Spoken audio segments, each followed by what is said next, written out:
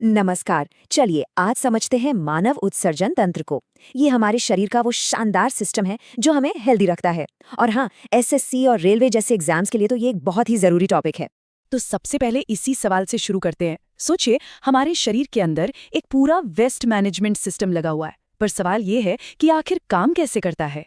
अच्छा, इस सवाल की जवाब तक पहुंचने से पहले हमें ये समझना होगा कि ये एक्सक्रीशन यानी उत्सर्जन है क्या चीज, और हमारे शरीर को इसकी जरूरत ही क्यों पड़ती है।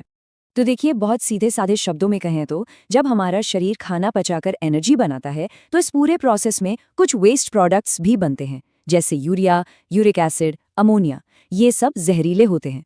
बस इन्हीं को शरीर से बाहर निकालने का जो प्रोसेस है वही है उत्सर्जन। यहाँ एक इंटरेस्टिंग बात है। ऐसा नहीं है कि दुनिया के सारे जीव एक ही तरीके से वेस्ट बाहर निकालते हैं। नहीं, जैसा कि यहाँ दिख रहा है, 3 मेन टाइप्स हैं: अमोनोटेलिक, यूरिकोटेलिक और यूरियोटेलिक। और ये इस बात पर डिपेंड करता है कि कोई जानवर कहाँ रहता है, पानी में या सूखी जगह पर। तो चलिए अब मिलते हैं हमारी बॉडी की क्लीन अप क्रू से। मतलब वो कौन कौन से ऑर्गन्स हैं जो इस पूरे सफाई अभियान को अंजाम देते हैं।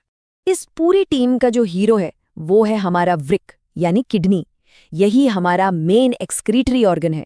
इसका सबसे जरूरी काम क्या है? हमारे खून में से सारी गंदगी को छानकर बाहर निकालना। लेकिन देखिए, किडनी ये काम अकेले नहीं करती। उसकी मदद के लिए एक सपोर्टिंग टीम भी है। कौन कौन है इसमें? हमारी त्वचा यानी स्किन, जो पसीने के जरिए वेस्ट निकालती है। हमारे फेफड़े, जो कार्बन डाइऑक्साइड बाहर फेंकते हैं।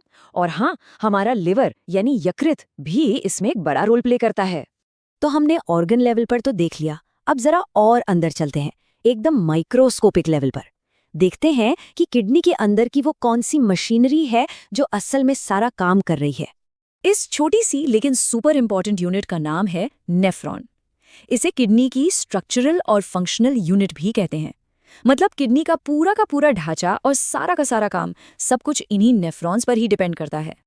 और अब जरा इनकी गिनती सुनिए, आप हैरान हो जाएंगे। हमारी हर एक किडनी में एक नहीं, दो नहीं, बल्कि करीब करीब 10 लाख यानी 1 मिलियन ऐसे छोटे छोटे फिल्टर्स लगे हुए हैं। और ये 24 घंटे काम करते रहते हैं। हर नेफ्रॉन खुद भी कई पार्ट से मिलकर बना होता है। जैसे यहाँ हम देख सकते हैं, बोमन्स कैप्सूल है, हेनले का लूप है। ये सब मिलकर एक परफेक्ट असेंबली लाइन की तरह काम करते हैं। खून एक तरफ से अंदर आता है और दूसरी तरफ से छनकर साफ होकर निकलता है। ठीक है, तो हमने नेफ्रॉन देख लिया। अब असली सवाल कि इन लाखों नेफ्रॉन्स के अंदर होता क्या है, मतलब ये यूरिन बनता कैसे है। चलिए स्टेप बाय स्टेप इस पूरे प्रोसेस को समझते हैं। देखिए, यूरिन फॉर्मेशन का पूरा प्रोसेस 3 मेन स्टेप्स में होता है। पहला है अल्ट्राफिल्ट्रेशन। इसमें बस खून को छाना जाता है। फिर आता है सिलेक्टिव रीअब्जॉर्प्शन। यहाँ हमारा शरीर बहुत समझदारी दिखाता है और छनी हुई चीजों में से काम की चीजें वापस सोखेता है। और आखिर में है सिक्रीशन, जहां बचा खुचा कचरा यूरिन में डाल दिया जाता है।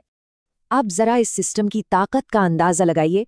हमारी किडनी हर रोज, जी हाँ, हर रोज लगभग 1800 लीटर खून को फिल्टर करती है। सोचकर देखिए कितना ज्यादा है ये। सच में कमाल की मशीन है। लेकिन 1800 लीटर खून फिल्टर करने का मतलब ये नहीं कि 1800 लीटर यूरिन बनता है। नहीं, जैसा मैंने बताया, हमारा शरीर बहुत स्मार्ट है।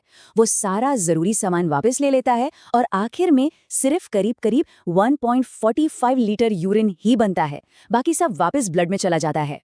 अच्छा, अब बात करते हैं फाइनल प्रोडक्ट यानी यूरिन की। इसके बारे में कुछ फैक्ट्स हैं जो एग्जाम में सीधे सीधे पूछ लिए जाते हैं। जैसे इसका पीएच मान लगभग 6.0 होता है, मतलब ये हल्का एसिडिक होता है। और इसका जो हल्का पीला रंग है वो यूरोक्रोम नाम के एक पिगमेंट की वजह से होता है। ये नाम जरूर याद रखिएगा। तो हमने नॉर्मल फंक्शनिंग तो समझ ली, पर क्या हो अगर इस सिस्टम में कुछ गड़बड़ हो जाए। चलिए अब कुछ जरूरी मेडिकल कंडीशंस पर नजर डालते हैं जो सीधे सीधे एग्जाम्स में पूछी जाती हैं। पहला टर्म है ग्लाइकोस्यूरिया। देखिए, इसके नाम में ही ग्लाइको यानी ग्लूकोज है। तो जब यूरिन में जरूरत से ज्यादा ग्लूकोज या शुगर आने लगे तो उस कंडीशन को ग्लाइकोस्यूरिया कहते हैं। और ये अक्सर डायबिटीज यानी मधुमेह का एक बड़ा संकेत होता है। अगला है यूरेमिया। इसके नाम में यूरिया है। हमने शुरू में ही बात की थी कि यूरिया एक वेस्ट प्रोडक्ट है। तो जब खून में यूरिया का लेवल खतरनाक ढंग से बढ़ जाए तो उसे यूरेमिया कहते हैं। ये साफ साफ बताता है कि किडनी ठीक से काम नहीं कर रही है। फिर आता है हेमाटूरिया। यहाँ हेमा का मतलब ब्लड से है तो जब यूरिन में ब्लड सेल्स मिलने लगें तो उस मेडिकल कंडीशन को हेमाटूरिया कहा जाता है। ये भी किसी अंदरूनी प्रॉब्लम का एक साइन हो सकता है। और आखिर में डायलिसिस, ये एक ऐसा प्रोसेस है जिसके बारे में हम सबने सुना होगा। जब किसी की किडनी पूरी तरह से काम करना बंद कर देती है तो एक मशीन की मदद से आर्टिफिशियल तरीके से खून को साफ किया जाता है। इसी प्रोसेस को डायलिसिस कहते हैं। चलिए अब अपनी जानकारी को थोड़ा और बढ़ाते हैं। ये जानना भी बड़ा जरूरी है कि अलग-अलग जानवरों में एक्सक्रीशन के लिए अलग-अलग ऑर्गन्स होते हैं। जैसे हम में किडनी है, वैसे ही केचुए यानी एनेलिडा में नेफ्रीडिया होता है, झींगे में ग्रीन ग्लैंड होता है और कीड़े मकोड़ों में मेल्पिगियन ट्यूब्यूल्स होते हैं। ये मैच द फॉलोइंग टाइप के सवालों में बहुत आता है।